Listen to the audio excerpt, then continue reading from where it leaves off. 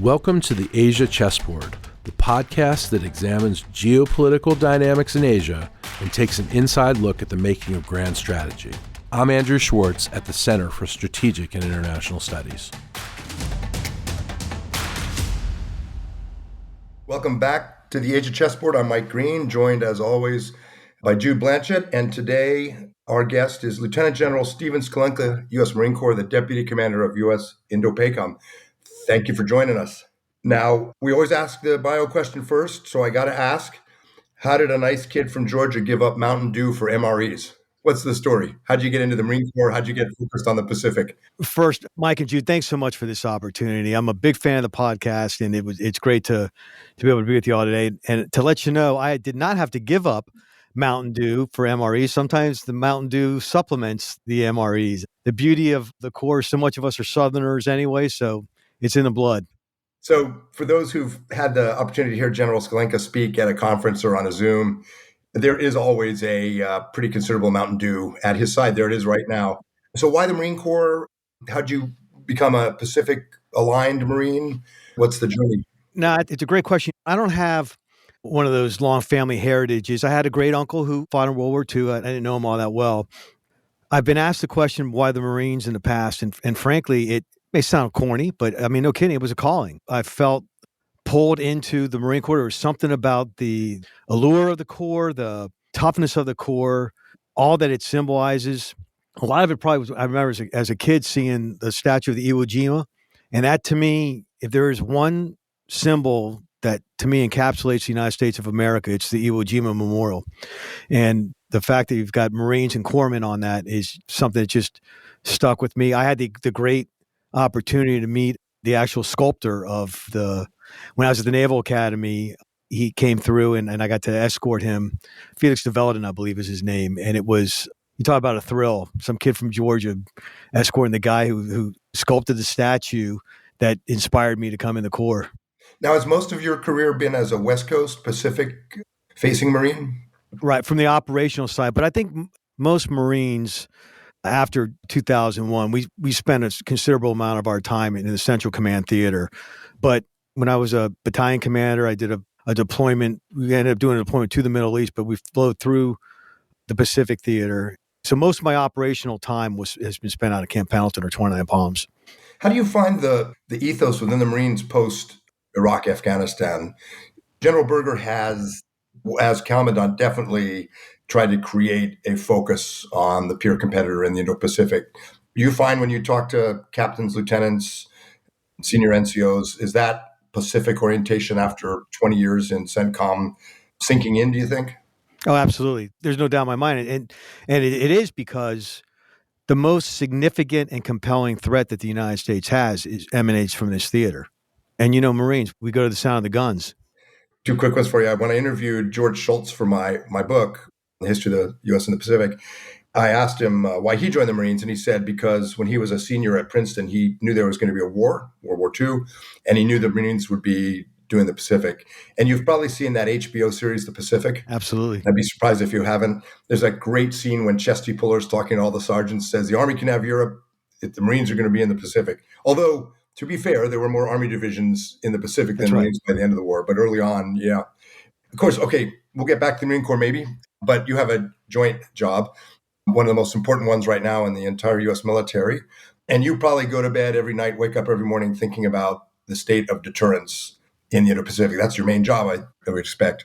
How would you describe it? Where do you think the U.S. with allies and partners are doing well in maintaining deterrence and therefore stability? And what areas are we looking to do more work? Mike, that is a great question, especially the point you made about the focus on deterrence, because I think it is important that people understand that INDOPACOM's primary mission is deterrence. We are doing everything that we can to prevent conflict and to prevent a fight. But of course, as you know better than anyone, is deterrence is fundamentally, it's a psychological effect that you're generating upon your adversary. And it's one that in the end, the adversary, the old saying, the enemy has a vote. In the event that deterrence fails, mission 1 alpha then for us is to prevail in any potential fight. So the question that I have been asked pretty regularly is, do you think deterrence is working? I normally turn that question on its head and ask the question, well, deterrence of what? I ask it that way because when you think about it, what is the objective that I'm trying to deter? If the objective is to sustain the status quo out here, no doubt in my mind, deterrence is working. It is for the most part. If the objective is to prevent conflict in the region, I think clearly we've been successful in deterrence in that regard as well. But we're seeing increasingly isolated incidents of dangerous and aggressive behavior against allies, against our partners, against friends. I mean, most notably is before this podcast kicked off when we were talking a little bit about what the Philippines are currently enduring vis-a-vis Second Thomas Shoal. There are areas where we need to continue to provide that reassurance to our friends and allies and provide that combat credible force as a deterrent against aggressive actions. You're asking about the missing pieces of effective deterrence. I think there's a couple of things I'd say. I don't think we're necessarily missing anything out here. What I would say is, and I've been reminded this in the past, I'm a Marine. And so there's no way that I'm going to be satisfied with status quo in terms of our capabilities and readiness. So we don't want to be stagnant. We're continually looking to improve. And we believe that commitment is critical to our effective deterrence. Continued integration with allies and partners, improving technological capabilities, improving the infrastructure. I think all of these things wrap together. And then also understanding that the military is really just a supporting arm to the overarching whole of government approach to deterrence. So you flagged the increasing incidence of dangerous maneuvers, the attack on the Sierra Madre supply ships, things in the Himalayas. We see it a lot. Is it right to understand this is not just a binary thing? Deterrence is not just about preventing war. Is there a scenario that worries you where there's no war at all, but the accumulation of these unsafe incidents, gray zone pressures, achieves Beijing's strategic effects without war, and we are in a dangerous position? And if so, how do you think about that gray zone piece where, of course, the military instrument is just one of the tools we need, but short of war, is it possible to lose strategic competition through the growing accumulation of these dangerous maneuvers and gray zones? And is there a way to think about that? Yeah, well, first of all, I think it's funny. In the past few months, I've stopped using the term gray zone. And the reason I've stopped using that term is because I think it's lost its meaning and it's lost its impact. In the beginning, to me, gray zone actions represented illegal actions that fallen short of conflict, actually short of conflict. The problem is, I think over the past few years, we've allowed that term to lose the first half of that equation, the illegal piece. And all we focus on is, well, it's not quite conflict, so we don't have to worry about it. The problem with that is that we are allowing these illegal activities without real consequences associated to them. So I go back to Admiral Paparo and General Bronner have coined this phrase ICAD. It's an acronym. It stands for illegal, coercive, aggressive, and deceptive. And that, to me, really is a much more accurate depiction of the activities that are occurring out here. And you asked a great question, Mike, in terms of the dangers associated with that. To me, the real danger is when nations become lulled into a sense of complacency that allow these illegal activities to continue to occur because they not only embolden the adversaries that are taking those actions, but they also create cynicism especially among smaller nations or nations with less capacity who view the current rules-based international order as an effective mechanism to help level the playing field that enables all nations, regardless of size, regardless of capability. It gives them all equal opportunity to pursue prosperity, security, stability, and the health of their populace. That's really interesting. And I think the ICAD acronym, we'll see if it sticks beyond INDOPACOM, including with allies and partners who don't always go for acronyms. But the concept is right. And I think I'm right about this, and people will email me and Jude if I'm wrong, but I'm pretty sure the concept gray zone came out of Japan, 10, 15 years ago, or longer even, as the Chinese Coast Guard, NPLA, were pushing at the seams between Japan's Coast Guard and Navy. They had this legal gray zone where they couldn't authorize national security instruments. It was law enforcement. And the Chinese were sort of playing that seem to establish de facto control, if they could, over the Senkaku. So that's where gray zone came from. And I think for the Japanese, it was very much about intent and strategic effects. But you're right, as we've used it over the last decade or two, it's like the boiling frog. We've kind of lost the urgency of it. So ICAD it is. I'll try to use that from now on. as well. Last one for me, and then I'll turn it over to Jude. You made a bit of news when you said, in effect, your life would be easier if you could have a NATO, but that's not happening. To me, that's pretty obvious, pretty logical, and you certainly weren't calling for NATO. But instead, we have what some people call the lattice work that connects our very strong bilateral alliances. How do you get strategic effects? How do you get the virtues of jointness, all the things that you get with a NATO without a NATO? Is it in exercises, command and control, exchanges? What actually makes up the lattices in the lattice work so that you get, if not a NATO, greater joint effort? Mike, it's another great question. I'll tell you that, in my view, it's everything that you just said there. It's the interconnectedness of the bilateral, minilateral, multilateral actions. We do over 120 overall exercises out here annually. It's not just the exercises, though. It's the relationships that are built and developed. It's the sense of interoperability that the nations are having with each other, not just us and somebody, but also others. I go back to just a couple weeks ago, the maritime cooperative actions that we were doing with the United States, Japan, Philippines, and Canada, just operating together. It's more than just making our respective militaries better, which, by the way, is a fundamental objective of these exercises, but it's also the message that's conveyed, the message of unity, of partnership.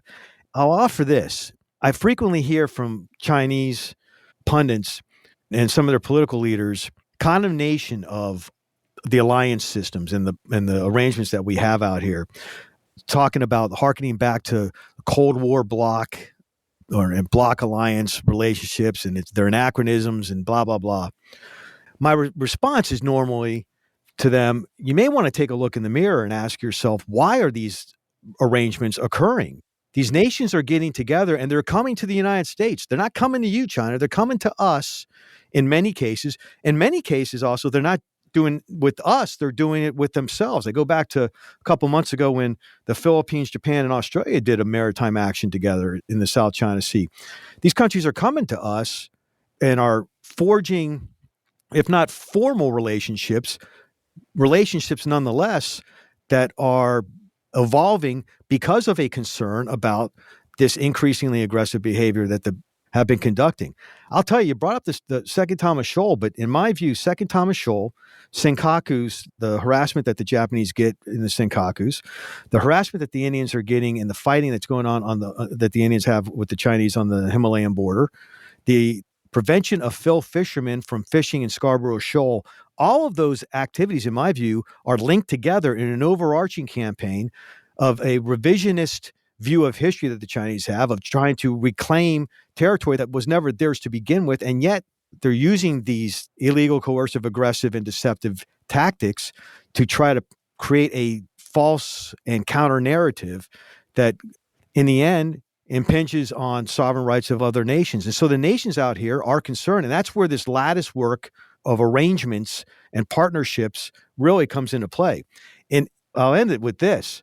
The biggest contributor and driver to the effectiveness of this lattice work framework is the CCP themselves, in my view. General Sklenka, I was just making a list of all the issues that you and your colleagues at INDOPACOM are having to manage right now. Your area of responsibility is never boring, but it is right now acutely dangerous. I want to ask you about Second Thomas Shoal, but we also have today North Koreans fired some sort of ballistic missile. I think there's reports that it failed, but we feel like we're living on borrowed time with Pyongyang, which has gotten much more aggressive over the last year.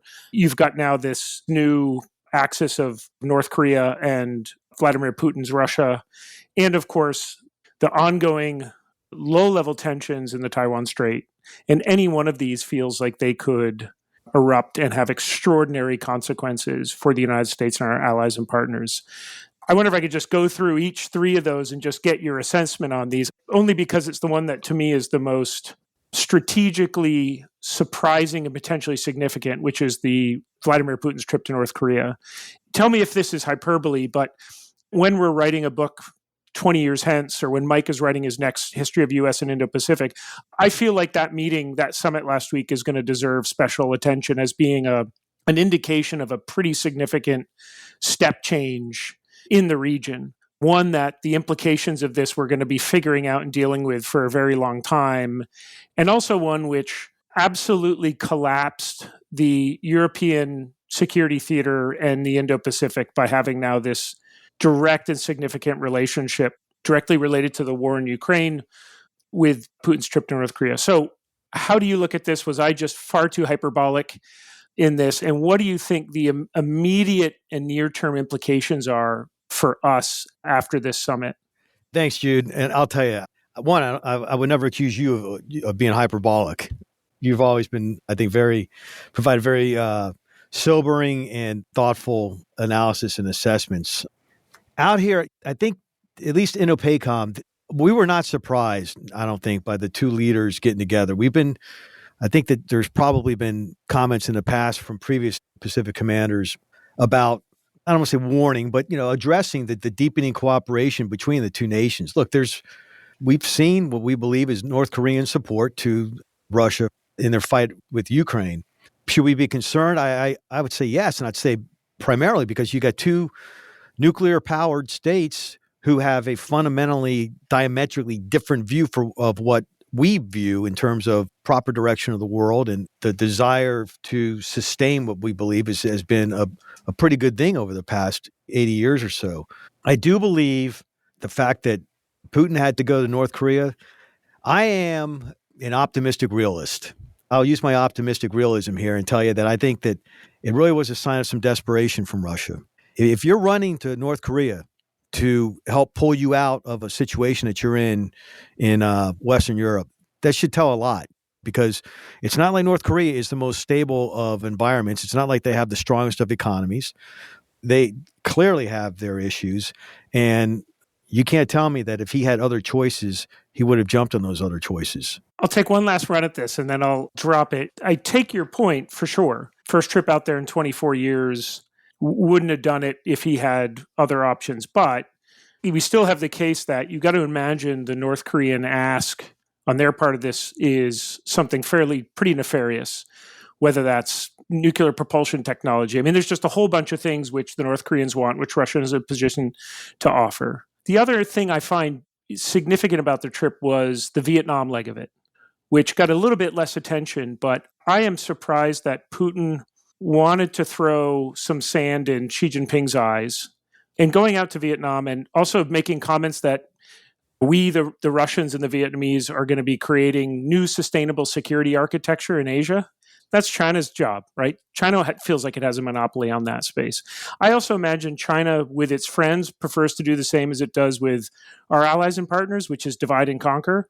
It doesn't want to have to manage a Russia-North Korea relationship. It wants to manage a Russia and a North Korea relationship. So it now has this unique dynamic to manage. So that's why the implications of this feel like we're going to be figuring this out for some amount of time. Part of this depends on what China's next move is. I don't think China wants to rush in and embrace this concept of a northern triangle of Russia, North Korea, and China.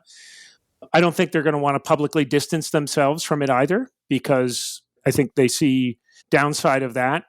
So I don't know what their move is going to be on this, but I think it's going to be interesting. This isn't a new Sino-Soviet split of 58-59. I wish it was.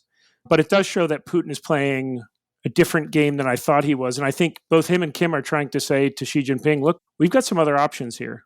No, that's really interesting, because the thing I was thinking about is it is concerning to us, but I'm pretty sure it's concerning to the PRC as well. I would imagine that Xi Jinping he's a little concerned about the idea that his ability to influence both of those countries on a one-to-one, is it waning or is it reduced? And I would not be surprised if down the line, both Russian and DPRK leadership received a pretty direct message from Beijing. Yeah, that's the hope. I'll end on this thought, which is I think the other worrying possibility is China thinks its best move here is not sticks, but carrots. And in the case of Russia, the quid pro quo is you don't provide any of the high-end stuff to the North Koreans, and we're going to step up our economic support for you in your war effort. That's what I worry is going to be the choice that China's going to make on this. John Sklenka, let me just turn to another significant challenge that you and your colleagues are facing, which is Taiwan Strait. We had, in the wake of President Li's inauguration, 3 days later, another significant round of Chinese military exercises, but including some new novel elements with Coast Guard encirclement of some of the outer islands. When you think about the challenge that we face there, obviously concern about a direct amphibious assault on Taiwan is a direct invasion is something that we're thinking about as a possibility to upend peace and stability. But I've noticed the conversation moving a little bit, not to get back into the gray zone discussion we had earlier, but sort of moving a little bit to the left and starting now to think of quarantines, blockades. I know you're planning for anything that could disrupt peace and stability in those waters, but what do you see as the most frontal-facing challenges for Indo-PACOM? I mean, what are you planning for, and how do you think about some of these left of invasion scenarios? Well, Jude, I'll tell you, we plan for it all. But in the near term, I agree. I go back again to the illegal, coercive, aggressive, deceptive, the ICAD type stuff. Because in the end, look, Xi is not a foolish person. He understands that conflict is costly. It's costly not just in manpower, it's costly in resources. And they have their own domestic economic issues with which they're dealing. And so I'm not trying to tout any administration line or anything when I say that I don't believe that a conflict in the Taiwan Straits is a foregone conclusion or that it's some kind of an inevitability. I certainly don't believe that that's the case. There are all kinds of other ways that I believe that in the end, Xi is looking to try to do. I mean, he has stated up front that, and it's not just him, all the recent CCP leadership have identified the desire to, what they say, solve that unification issue peacefully. And it would make sense for many reasons, not the least of which is, why would anybody want to destroy the object of their affection when they're coming in there in a conflict, especially when you can't tell me that the CCP would not want to have access to that Taiwan economy. And they certainly don't want to have to rebuild that. So I do believe that it's those illegal, coercive, aggressive, and deceptive actions that are concerning. Now, it's funny that the world reported heavily about the increased military presence on the heels of the inauguration. But shortly thereafter, we had a big exercise out here that had much more in capacity comparatively. Didn't get a lot of play, whereas what the PLA did was something unique and special for them. It was an everyday occurrence for us. That's how we roll every day. And not just us, but we were doing it with our friends, multiple nations. When the PLA conducted their actions right after the inauguration, they were by themselves. We were with a bunch of folks. And you can't tell me that even though the Western media didn't necessarily report about it, because we do those things pretty regularly, you can't tell me that the CCP weren't watching that as well. So in my mind, a big deterrent piece is the persistent presence of combat credible forces that do both deterrence against a potential adversary, but also assurance of friends and partners in the region to just reassure them that we are there. We have skin in the game alongside of them. You both have heard me say in the past, we are a part of the Pacific neighborhood. The United States is a part of the Pacific neighborhood. We just live on the east side of town. But it's true in my view. I think your exercises don't get as much press coverage because no one's worried that you're going to launch an amphibious invasion against a neighboring democracy. So take it as a good thing that you don't get as much coverage. General Sklenka, a final question for me. It's come up a number of times in this conversation, but just to put the question more directly to you about your assessment of events on Second Thomas Shoal. The video footage that came out earlier this week of the Chinese with knives and clubs attempting to stab fishermen, stab boats is shocking. It is just subpoint A. It is a good example of how I wish we had much more of a radical transparency initiative on China. Thankfully, we have, whether it's coincidentally or reporters on some of these Philippine vessels, but if we had more eyes, more satellite imagery, much more exposure of what the Chinese were doing, I think it'd go a long way to making the arguments that you are all doing much more effectively, and I think remove a lot of doubts on this. But this looks like to be an extraordinarily incendiary situation right now. And I think a lot of folks out here, at least, are much more worried that this might be a flashpoint than, let's say, Taiwan Strait. I know they all have the possibility of danger. Philippine ambassador to the U.S. gave an interview to the FT today saying that he thought this was one of the most dangerous situations that the West has faced in a very long time. What's your assessment of this I know there's a lot you can't say, but would love to get your sense on how dangerous in this. And I know ultimately this is a political decision for the White House about when we want to intervene, and you'll go when you're told to go. But just how advanced is this, and what is an off-ramp, given that it seems like the Chinese play is to, in some sense, try to play for time to where a storm knocks this thing off of a reef or the hull gives out, and that's when the Chinese move in to try to block a resupply. Well, Jude, a couple of things with this. I definitely agree with your assessment that in the near term, this could be quite volatile, and it could be quite volatile because of miscalculation. And this goes back to my points in previous conversations we've had, that the CCP uses dialogue almost in a carrot stick approach of reward. When they like what you're doing, and when they don't like what you're doing, they don't talk to you. In my view, if you're going to be a great power, be a great power. Great powers talk. Great powers talk to each other. And even more so when they have disagreements, because that prevents miscalculations.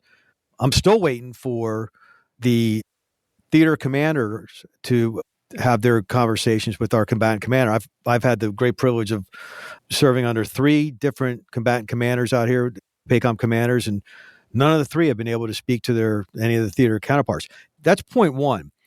Point 2 is, in the end, I'm not trying to be pedantic with you at all here, but I mean, you said that a lot of it depends on Washington policy. Ultimately, it depends on what the Phils want, as what is it that they want from us. I can tell you that we are an ally, a treaty ally with the Philippines. We have a mutual defense treaty with them. I think that mutual defense treaty is one of the big reasons why you saw clubs and spears and not bullets, for one. I think that the PLA, because of the mutual defense treaty, have taken actions that have not resulted in kinetic effects that have caused loss of life. That's a significant piece to me as well. I think that in the end, you asked me about an off-ramp. When the United States makes proclamations against and demarches against PRC actions, aberrant actions, egregious actions, frequently others, I think, chalk that up as great power dialogue and great power jockeying. What's going to make it truly effective, I think, is when other countries in this region step up also and publicly condemn Chinese actions. That's a lot harder to do than it sounds, though, because we understand the significant economic ties that every nation has out here. But imagine what would happen if Indonesia, if Vietnam, if Malaysia stood up and publicly proclaimed it, if ASEAN as an organization publicly went against or condemned the Chinese actions. That would be pretty significant, because in my view, one of the aspects that I think the CCP value more than just about anything is their international prestige. And if they view themselves as losing that prestige, especially within the region that they're trying desperately to secure leadership of, I think that would cause them to rethink their actions. In the end, I go back to what I had said earlier, that one of the people I believe who should get the most credit for the success of our strategy in this region is Chairman Xi himself. Their actions have caused others to see what really socialism with Chinese characteristics looks like. And too many see that, and they don't want anything to do with it. I can tell you the pirate ship tactics against the Philippine Navy shook Australia, where I am. And it came as Premier Lee Chung was visiting. And diplomatically, it was not a convenient time to be criticizing the PRC, but the Australian system, with very little hesitation, did. It was a step change. It was a different level of violence, and it got people's attention. I want to ask you about logistics. You know, that famous saying that amateurs do strategy, which would be me and Jude. Professionals do logistics, which I think is you. You're a logistician.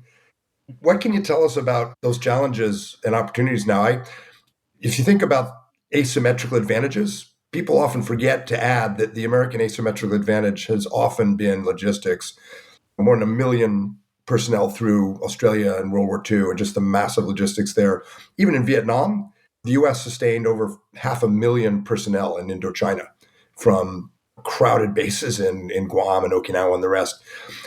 Big asymmetrical advantage now under pressure. What do you think? We've got some alarming things like the state of our defense industrial base, but then we've got some incredible opportunities when you look at companies like Amazon. So this is a big area for you, I know, and particularly important in this theater. What are you thinking about in terms of attacking it to sustain our asymmetrical advantage in logistics, which has been critical for a century. All you got to do is look at a map. Look at a map of this region, and you see just the massive distances and all that's involved here.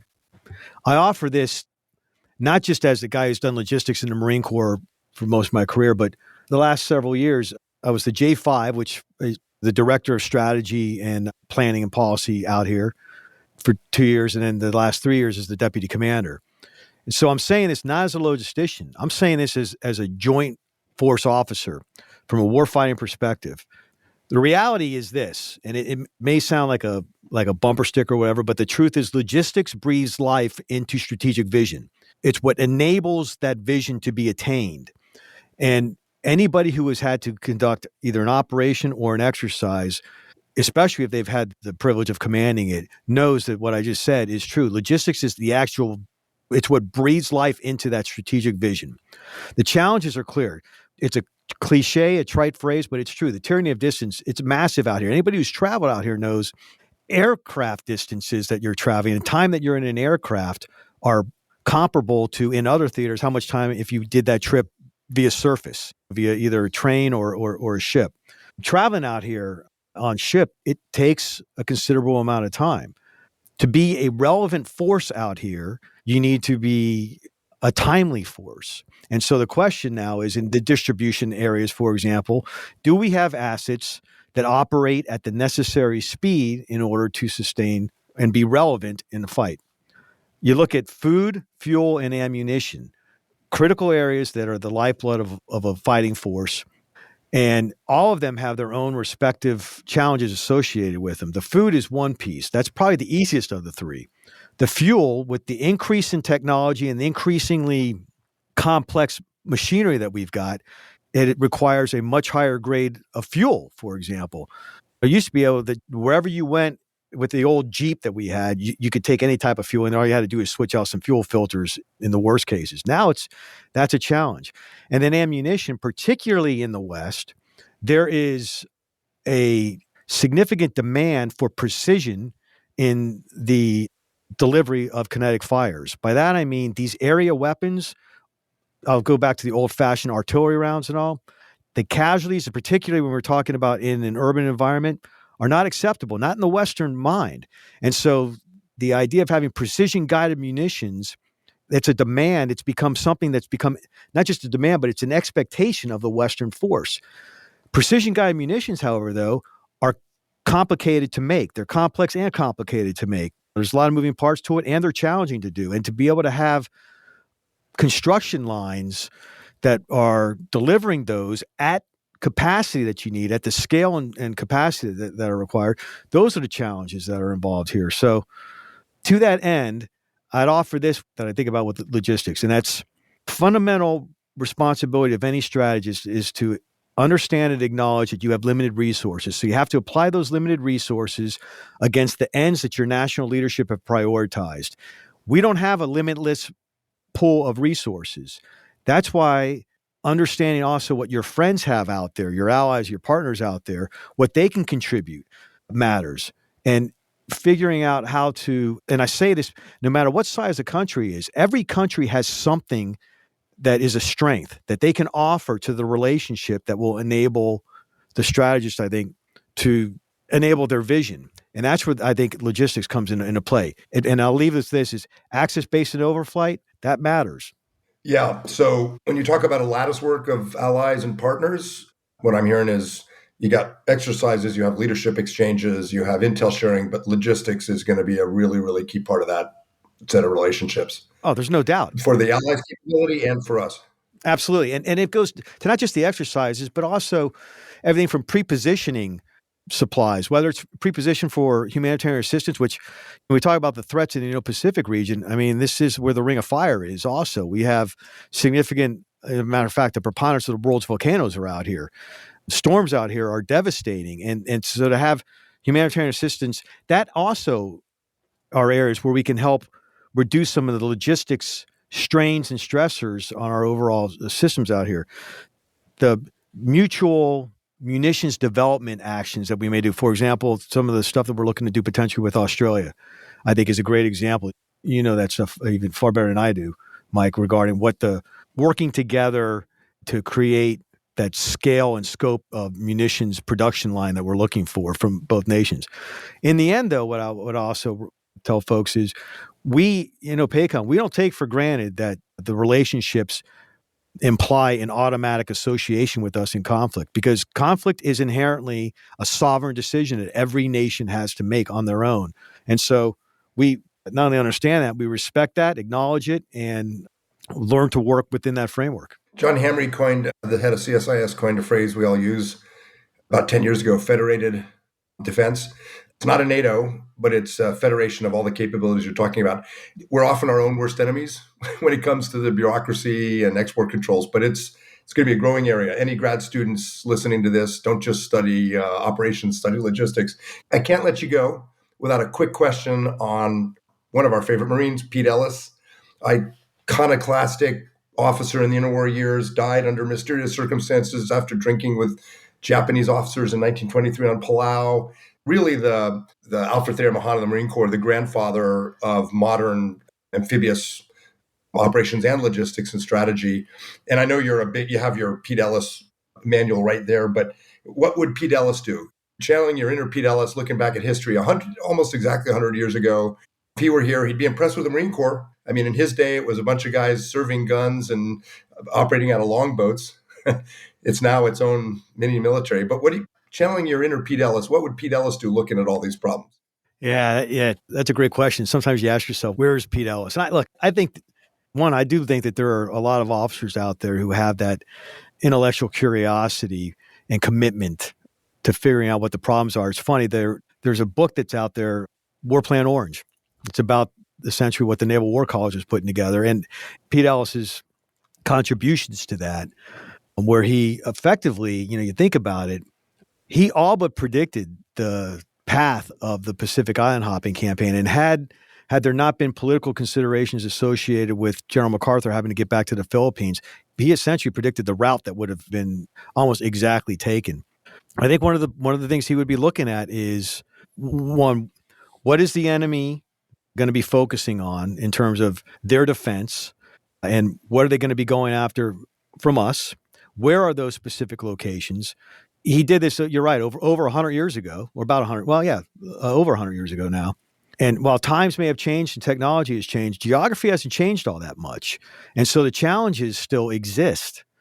And so I went back and I read War Plan Orange when I was the J5 here, and it was interesting. You could make a lot of parallels with what was going on back in the 19 teens and the 1920s in terms of thinking about potential World War II issues and what could potentially be happening out here.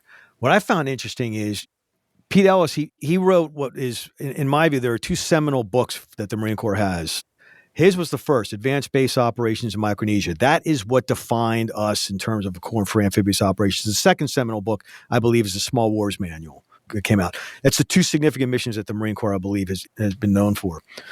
But his Advanced Base Operations in Micronesia book was a tremendous reference manual that was not necessarily embraced by a lot of senior Marine officers at the time. There were a lot of senior Marine officers who had experience from World War II. They thought we were going to go back into the trench warfare type piece, and they were not necessarily.